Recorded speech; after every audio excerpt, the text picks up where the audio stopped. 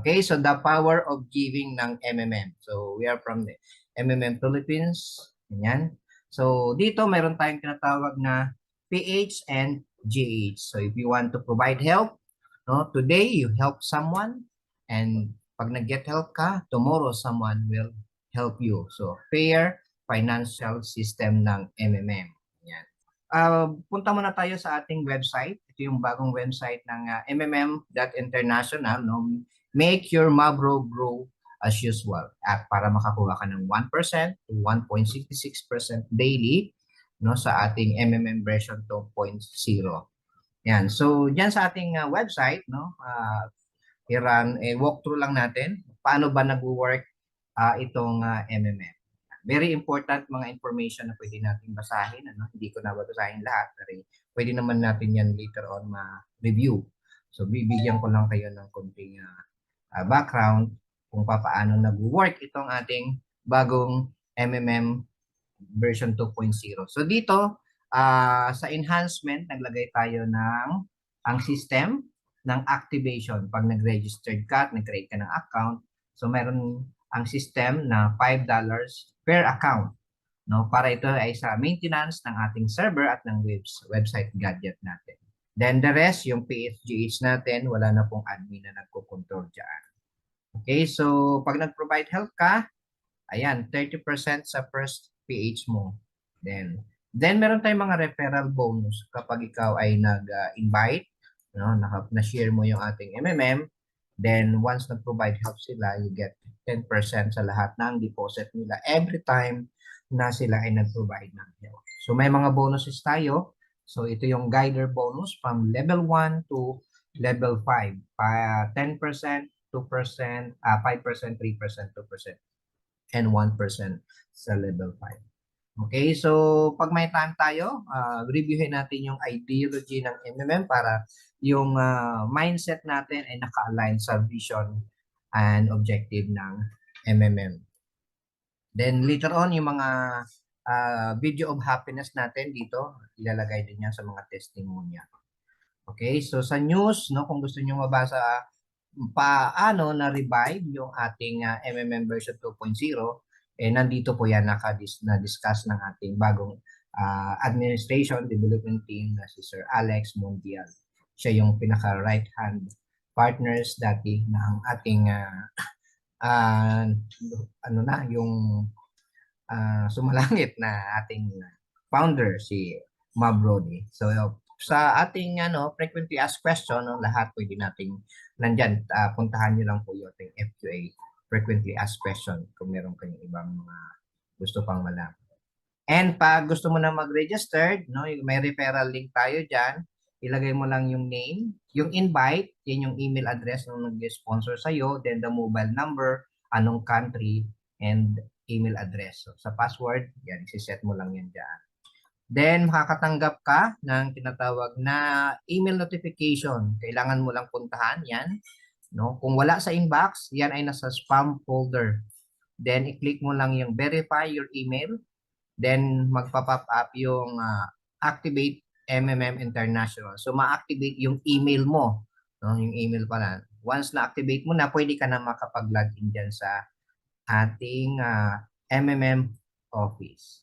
Then, once nakapag-registered ka na, kailangan mo nang mag-install ng Trust Wallet natin, no? Sa sa Play Store.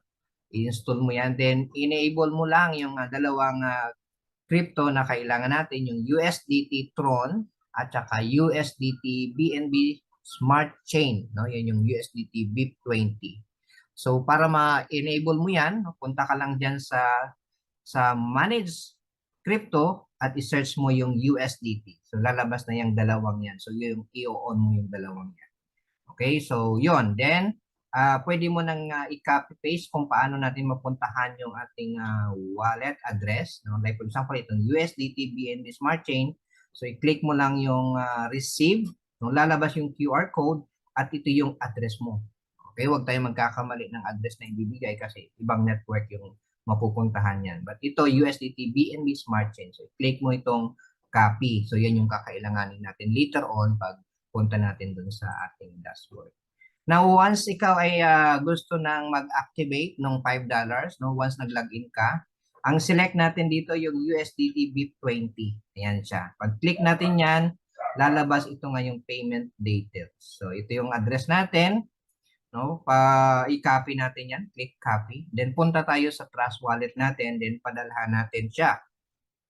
No, pag-switch natin, padala natin yung ating ah, address, no? Punta ka lang sa iyong USDT, no? Click number 1, click USDT BNB Smart Chain, then send, no? Pag click mo ng send, yung nakopy mo na wallet address, ayan, i-type mo yung address or i-paste mo, then the amount $5. So kailangan may fund ka na, nakabili ka na ng USDT mo either sa Binance or sa ating managers, no? Kay Bro Elmer. Then, once na-send mo na, pupunta ka rito sa more details kasi ikakopy natin yung number 4, yung transaction hash. So, ito yung transaction hash, yun yung kakailangan natin. No? Minsan iba, nakakamali, no? Wallet address yung nalalagay. So, ito po yung transaction hash ng pinadala natin. So, babalik ka dito sa payment details din, ika-copy paste mo dyan. Once na copy paste mo, then submit. In just a matter of 5 seconds, no, lalabas yung confirm payment. Ganun siya kadali. Kung wala, more than 5 seconds na nawala pa din, ibig sabihin nun, maling hash code or baka wallet address yung nailagay mo. Kasi automated na tayo eh. Dapat mabilis lang yan siya. Then kung may naging problem tayo, mayroon tayong live support dito sa ating website. No? Click mo lang ito. Then pwede kang mag-message dyan ng iyong email at saka yung hash code na pinagsindan mo. Then magre-reply yung ating live support or i-follow up natin sa ating mga sponsor sa ating upline sa manager natin. Okay? Special notice lang, no? Pag tayo ay nag-send nating hash code, once lang tayo mag-message doon. Tsaka yung tamang hash code yung ating ibibigay para hindi tayo masabihan na bogus or pinaglalaroan natin yung system. Kasi kung paulit-ulit tayo nagsisend dyan dahil nagpanic na tayo, no, baka magka-problema pa ma-freeze yung account natin. So isang beses lang or i-follow up natin sa upline. Okay, so do not send yung activate natin na mga hash code sa outlet agent. Dapat yung tamang hash code lang. Then meron dito, do not refresh your account until you receive your hash code. Minsan kasi pag sa cellphone, pag nag-switch back tayo doon sa MMM Office para sa payment details, nare-refresh natin or napipindot natin yung back. Kaya nag-iiba yung kanyang wallet address. Kaya pag pinaste mo na yung hash code, hindi na mag-match. So dapat match yung amount, yung wallet address at saka yung hash code no para ma-confirm ng ating AI system. Okay? That's it. Okay, so after natin makapag-registered, no, mako-confirm na po 'yan and automatically mapupunta ka sa ating dashboard and ang kailangan mong gawin i-add yung USDT wallet address. So dalawa yung pwede nating gamitin, ang USDT Tron at saka USDT na BNB. So mas preferred natin itong USDT BNB Smart Chain kasi mas mababa yung kanyang gas fee compare sa USDT Tron. So pwede mo ilagay yung dalawang yan. So yan sa account, then i-click mo lang yung add tapos ilagay mo dito sa account name, no, kung ilalagay mo yung USDT 3RC20 mo or yung USDT BIP20 ng BNB. Okay, then save mo lang yan siya. Then, pwede ka nang mag-provide ng help. So, i-click mo lang itong provide ng help. Kung gusto mo na mag-PH ng $50, just click ito, yung warning niya. Then, click mo yung next. Then, lalabas yung, yung USDT. Ayan, ito siya. Then, lagay mo lang yung amount mo dito, $50. Then, select and save order. Pagka-save ng order, ito na yung lalabas mo. Meron ka ng first PH. Okay, naka-queue na yan from 1 to 3 days. No? After 3 days, pwede mo nang in-dispatch. Dapat meron ka ng available na $50 doon sa trust wallet mo naka-standby. Hindi ibig sabihin nito na nag-PH kayo, magpapadala ka ulit agad. No? Naka-queue po yan. ang kagandahan lang dito, once nakapag-provide help ka na, nakapag-commit ka na mag-provide na help, yung Mabro mo, mag-start na yan na ah, grow ng 1% daily hanggang mabigyan ka ng assignment. Then 15 days tayong na mayroong lock-in, ibig sabihin, hindi pa natin magagalaw. After 15 days, available na yun kung gusto mo nang i-withdraw. Kaya lang, syempre, kung kukunin mo na siya, hindi mabubuo yung 30% mo. 'Di ba? Kasi ang $50 sa isang buwan, mga $15 lang yan ang kanyang growth, bali $65. So kung after 15 days, ni-release mo na agad o gusto mo na i-GH, so 750 lang yon plus yung capital mo na 57 lang yon. Okay? Ayan. So, once ikaw ay nagkaroon na ng assignment, no, just click the details ito. Then, padala mo na yung amount. Yung address na to, then select USDT BIP20.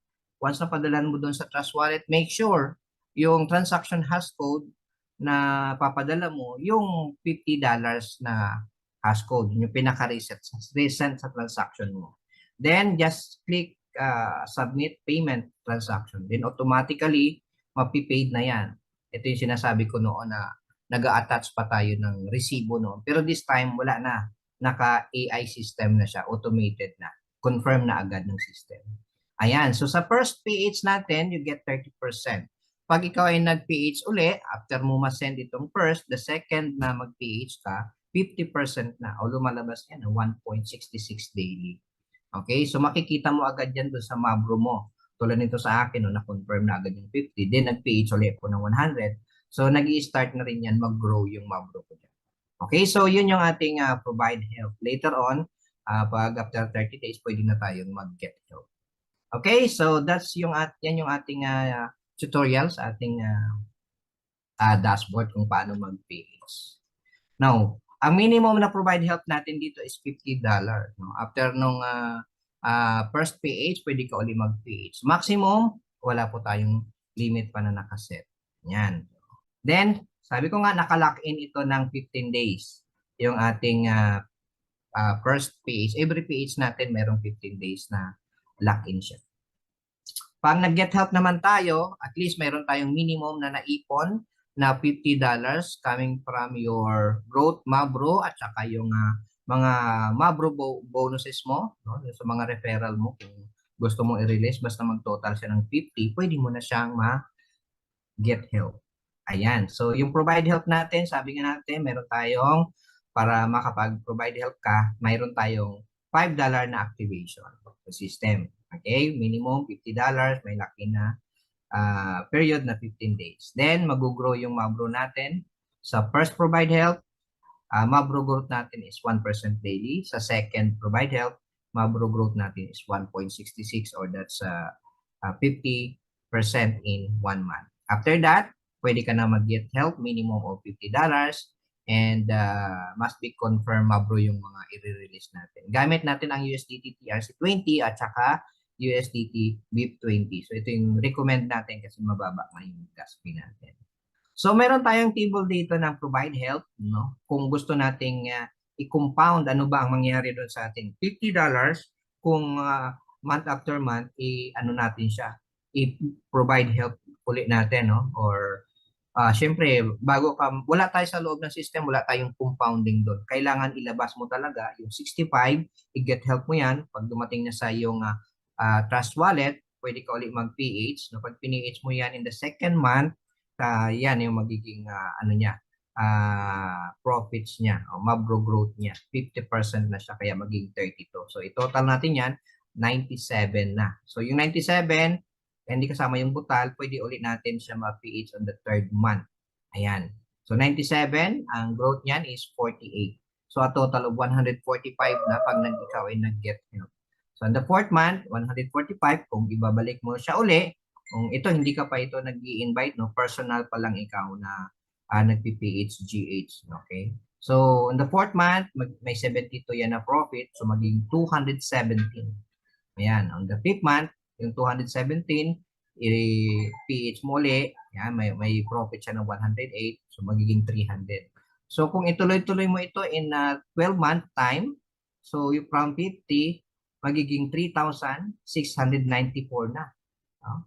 So, mamili ka lang kung saang month mo gustong mag-stop yan. Pero kung hayaan mo lang siya for 1 year, meaning yung $50 mo, pwede palang mag-grow ng $5,491 or 307,000. Okay? So, ikaw na mag-strategize kung paano mo yan i-PHGH kung saan mo gusto. So, dito sa 8 months, sa 9 months, so may 1,000 ka na. So, pwedeng 500 na lang yung i-PH mo, yung 500, i-take home mo na, no? I-convert mo na to cash para magamit mo. Okay, so yan yung sample table lang po natin yan para mayroon tayong guide. Now, ito yung mga type of mabros na pwede nating ma-benefits sa loob ng ating MMM office. So, yung ating una, daily growth. So, wala ka pang mga referrals nito. But, pag ikaw ay nag-invite, magkakaroon ka ng tinatawag na direct referral bonus which is 10%. Okay, so sa $50, meron kang $5 na bonus dyan. Mabro bonus. Okay, once na confirm. Then, pag ikaw naman ay naging manager, additional na 10% sa manager bonus. Para maging manager, kailangan mo ng 10 direct nag-provide help at least $50. So, yung rank mo ma-change na from member to manager para ma-entitle mo na yung manager's bonus. Okay? So, yung mga previous mo na nag-PH, wala pang manager's bonus.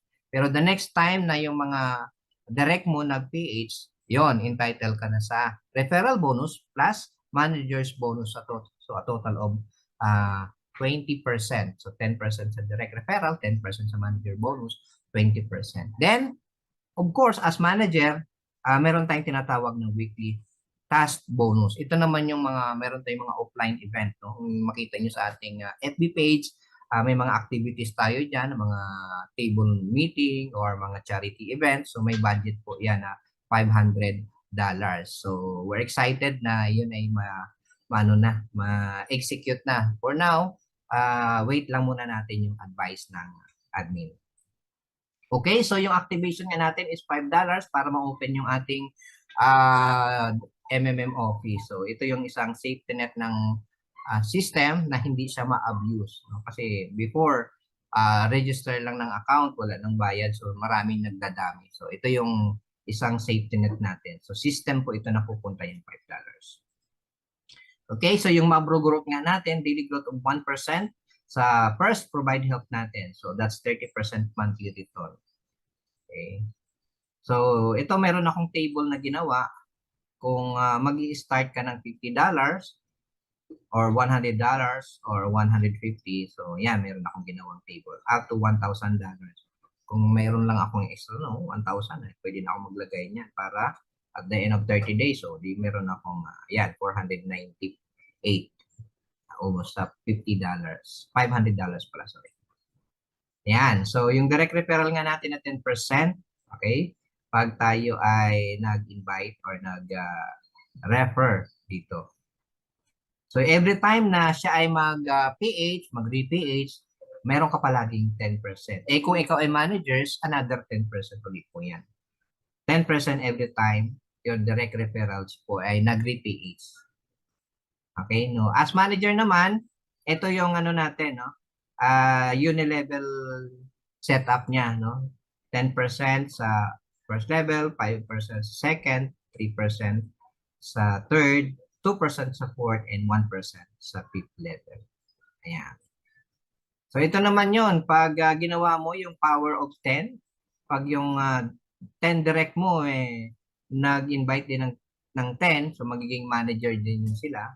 So may manager's bonus ka. So ito rin yung sa referral bonus mo. Same lang sa manager's bonus. So that's around, kung na-complete mo yan, that's 3.4 million.